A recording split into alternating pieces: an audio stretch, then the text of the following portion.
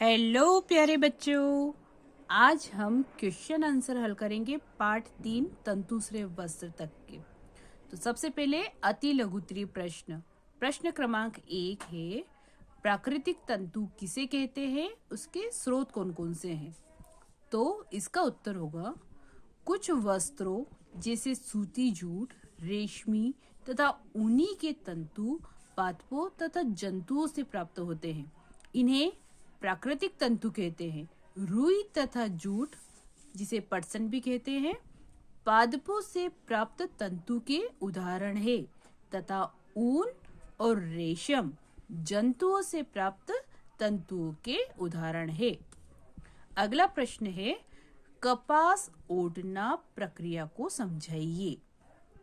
इसका उत्तर होगा, कपास पादप के फल, जिसे कपास बॉल कहते हैं, लगभग नींबू की माप के होते हैं। पूर्ण परिपक्व होने पर इन कपास बालों से कपास को हस्तचयन द्वारा प्राप्त किया जाता है। इसके पश्चात कपास से बीजों को कंकतन द्वारा पृथक किया जाता है।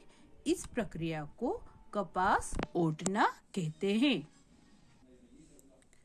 प्रश्न नंबर 3 है, पटसन तंतु की खेती किस ऋतु में एवं भारत के किस प्रदेश में की जाती है।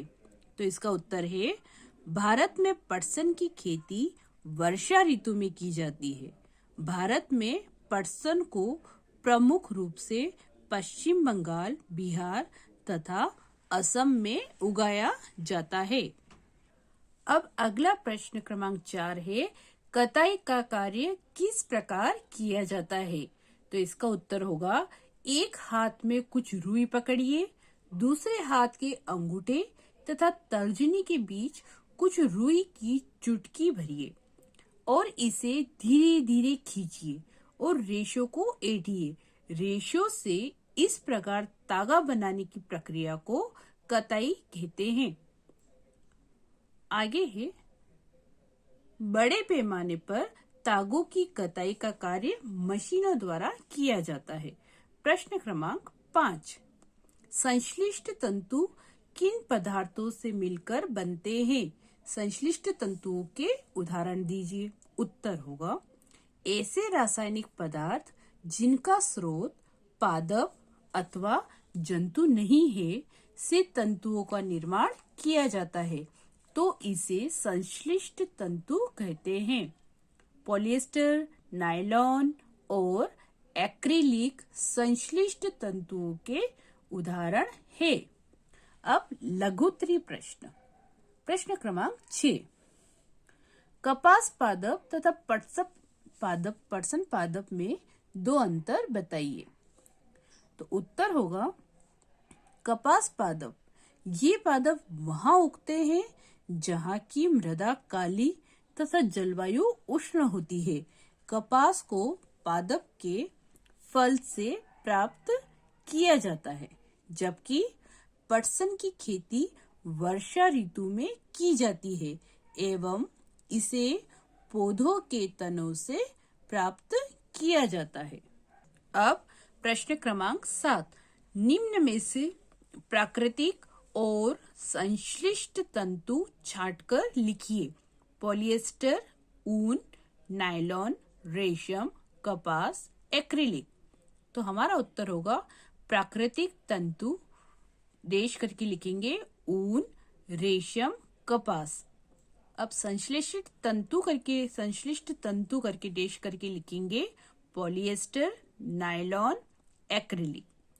प्रश्न क्रमांक 8,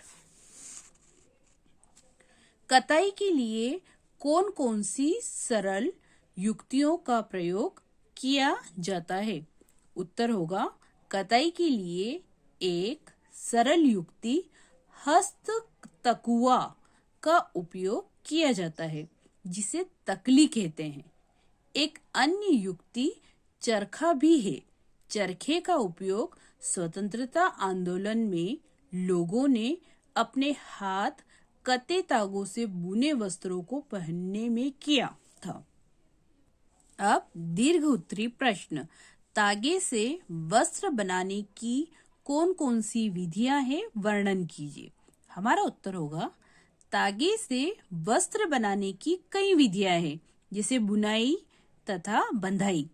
तागों के दो सेटों को आपस में व्यवस्थित करके वस्त्र बनाने की प्रक्रिया को बुनाई कहते हैं। वस्त्रों की बुनाई करघों पर की जाती है। करघे या तो हस्त प्रचलित होते हैं अथवा विद्युत प्रचलित। प्रश्न क्रमांक 10। प्राचीन काल में लोग पहनने के लिए किस प्रकार की सामग्री का उपयोग करते थे, बताइए। हमारा उत्तर होगा प्रारंभ में लोग वृक्षों की छाल, बड़ी बड़ी पत्तियों अथवा जंतुओं की चर्म और समूर से अपनी शरीर को ढकते थे। कृषि समुदाय में बसना आरंभ करने के पश्चात लोगों ने लताओं, जंतुओं की ऊन अथवा बालों को आपस में ऐंठ कर लंबी लड़ियां बनाई। इनको बुनकर वस्त्र तैयार किए। पूर्व में भारतवासी रुई से बने वस्त्र पहनते थे, जो गंगा नदी के निकटवर्ती क्षेत्रों में उगाई जाती थी। धन्यवाद।